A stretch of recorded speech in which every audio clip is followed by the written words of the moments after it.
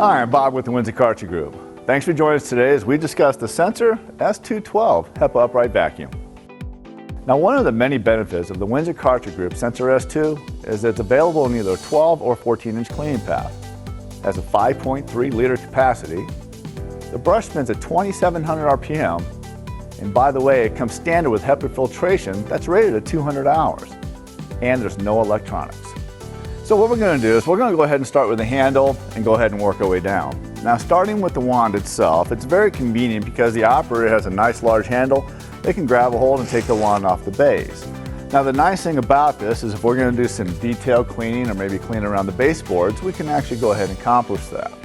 Now, the one thing you need to remember though is when you reinstall this, this needs to sit over the clip itself. Because what that does, it allows the hose to go all the way down inside the wand itself and extend all the way down to this area here. Now, in case of a clog, it's very simple to remove the hose. What you're going to do is go ahead and squeeze the gray clip and the hose will actually come right out for you. Now, the cool thing is you can take the wand off now and you'll notice that the hose actually stays inside there until I actually hit this little button here. Now, when I do that, it actually releases the hose. Now, it's very simple to see if you have a clog or not. It's not a magic trick.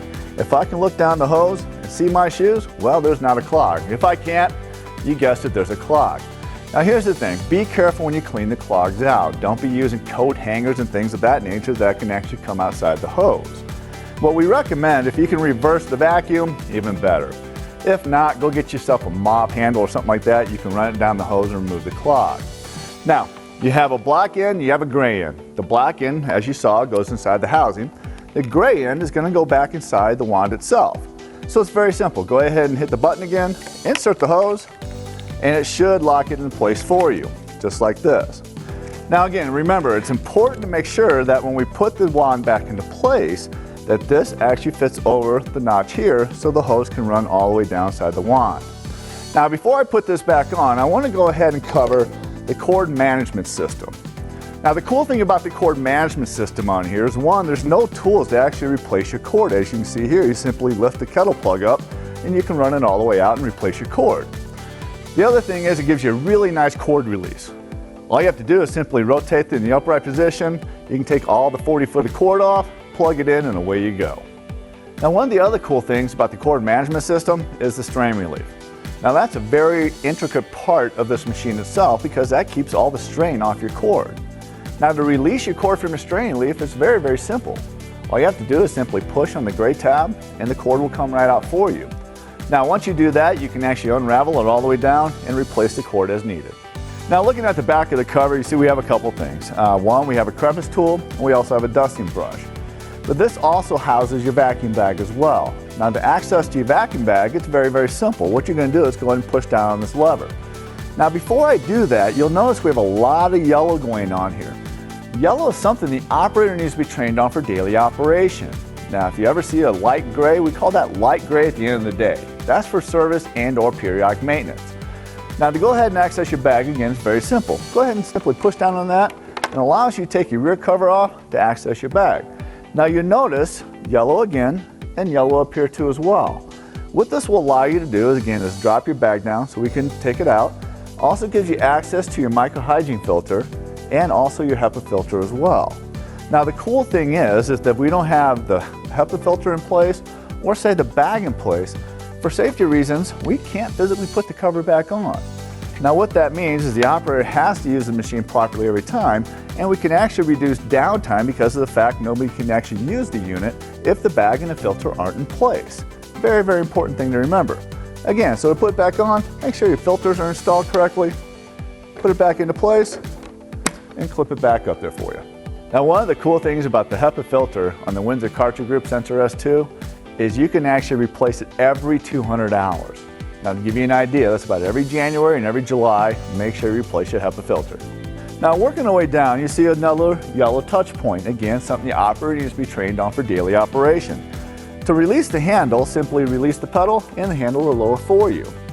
Now, we put a little fail-safe in here. If somebody has a tendency of not wanting to release this and goes ahead and puts a foot on the top and just yanks back on the handle, well, it's also designed to release. However, that's not how we lower the handle. Remember, always put your foot here, lower it, and that allows you to lower the handle itself. Now, if you ever have to disconnect the housing from the base itself, it's very, very simple. But there's a couple little tips for you. One, go ahead and disconnect the electrical first, because that way it's not connected down to the base itself. Now, this is a pretty tight tolerance for a reason, because obviously we don't want to have any vacuum loss. But once you disconnect the electrical cord, simply push in on this button, lift up on the base, and it'll come right off for you. Now, when we take the housing off, you see we have a couple different things going on here. First, we have a swivel support. Now, what that does, that actually creates more support and more structure stability to the vacuum itself. But we also have the swivel neck. Now, in case of a clog, it's a good idea to take that off and look inside the swivel neck to see if there's anything obstructing your vacuum. The other thing, there's also a trap door down below that even makes it easier to remove any obstructions that you might find. Now, looking at the top of the base, you see we have a few things going on here. One, we have a foot activated on-off switch. Nice thing about that, to turn it on, simply tap it with your foot to turn it on, tap it again to turn it back off. Now, we also have a check brush indicator on this. Now, what that's designed to do is if we get any obstructions in the brush, it will physically shut the brush off so we don't cause any more damage to the machine itself. Now, we also have a check bag indicator that's going to be on the top of the bag housing. And you guessed it, when that flag moves over, check to see if there's any clogs, obstructions, or maybe you have to change the bag itself. Now, to access your brush strip, it's very simple. Simply push down on the gray button and release your bearing block. Now, once you do that, go ahead and rotate your brush strip around where you can actually see it and physically grab it. Now, once you do that, go ahead and grab it and pull it out of the channel, and it'll come all the way out for you. Now, when you reinsert that brush strip, it's very important to make sure that the L is in the outside position, because what that does is actually locks it into place. Now, before you put your bearing block in place, go ahead and spin that brush real quick and make sure it's not bound up or anything. Now, a couple cool things you're going to notice about the bearing block is on the inside of it, we actually have a thread cutter. Now, it's not sharp, you're not going to cut yourself, but what it's designed to do is if any hair or any debris or anything gets to the outside towards the bearing, it's designed to actually help cut that and put it back to the middle of the channel so we can actually pick it up. The other thing you're going to notice, we actually notched the bearing block on the bottom for a reason, because it allows for superior edge cleaning as well. Last but not least, we actually have the brush height adjustment. Now, the nice thing about that is you can actually use the tip of the wand. You don't have to bend over to make any adjustments. Simply put the tip of the wand on here, push down, and again, you can make the adjustments on the fly. Now, looking at the bottom of the base, you see we have a few things going on. One, we have the brush strip, we have a center wheel, along with the axles, and we also have the trap door itself. Now, why the center wheel is important, because it actually gives us a 3-point stance on this. But equally important, when I lower the handle, the wheel actually gets recessed inside the machine so the brush can hit the ground.